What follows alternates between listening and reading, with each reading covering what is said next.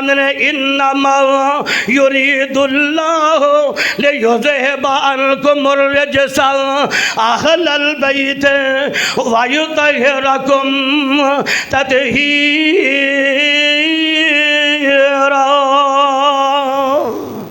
یاد رکھو انما یرید اللہ،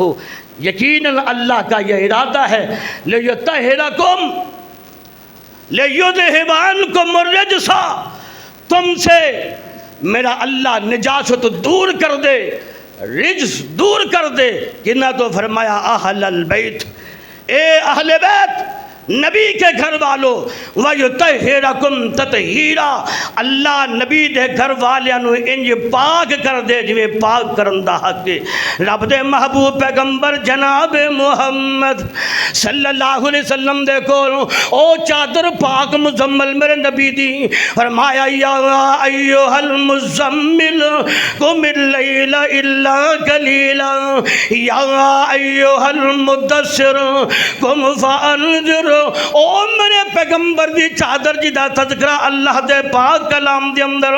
میرے آقا نے اینج چادر پھیلا دی تھی، فرمایا میرا بیٹا فاطمہ جی ابو جان آ جا میری چادر دے نیچے، او میرے پیارے علی جی حضور فرمائیے آ جا میری چادر دے نیچے، اے میرے بڑے نواسے حسن جی نانا جان آ جا میری چادر دے نیچے، اے چھوٹے نواسے حسن جی نانا جان آ جا میری چادر دے نیچے۔ اے چار ہستیاں اے پنجویں میرے رسول نے تے میرے آقا چادر دے تھلے آ کے میرے آقا فرمانے نے اللہم ہؤلاء اہل بیتی، اے میرے اللہ جڑے قرآن چہلے بیت نے ناؤ انہاں تو مراد میریاں بیویاں نے جنہ چو عائشہ تے حفصہ تے میمونہ خدیجہ شامل نے، میں محمد اعلان کر رہا ہوں اللہم ہؤلاء اہل بیتی، اللہ تیرا قرآن سنم تو بعد ایسے چادر دے تھلے تیرے نبی محمد نے جنہاں نو لے آندہ ہے، اے بھی اہل بیت، اسی او بھی اہل بیت مننے ہیں الحمدللہ، اے بھی اہل بیت، جیڑا نا اونا دا منکر تے گستاخ ہے او بھی کافر ہے، جیڑا اینا دا منکر تے گستاخ ہے بولو او بھی کافر ہے، او دا اسلام نال ایمان نال کوئی واسطہ نہیں۔ اہل بیت دا تذکرہ فرمایا، پھر میرے آقا جناب محمد صلی اللہ علیہ وسلم نے اعلان فرمایا، اور توجہ فرمایا جو غور فرمان دے جانا، پھر میرے آقا فرمان دے دوسری حدیث ایسے ہی الفاظ حضرت زید بن ارقم رضی اللہ تعالی عنہ او انہاں دے حدیث دے الفاظ نے انی قد ترکت فیکم ثقلین، اوپر روایت پڑھی ہے او دے لفظ ثقلین، یہ بھی فرمایا احدہما اکبر من الآخر، پہلی دوجی نالوں تے دوجی پہلی نالوں دوویں اہم نے، فرمایا دوویں اہم نے، اللہ دا قرآن بھی اہم ہے اور میرے سونے محمد پاک جی جزاکل دوویں چیزیں اہم نے، ایک اللہ دی کتاب ہے اور دوسرا اہل بیت ہے، فرمایا اللہ دا قرآن بھی ثقل ہے اور نبی دی اہل بیت بھی ثقل ہے نے۔ اور اگلی گل تو سنیا جس فرمایا رب دے محبوب فرماندے نے اطرات اہل بیتی فانظروا کیف تخلفون فیہما، اللہ فرماندے میرے پیارے پیغمبر فرماندے نے لوگوں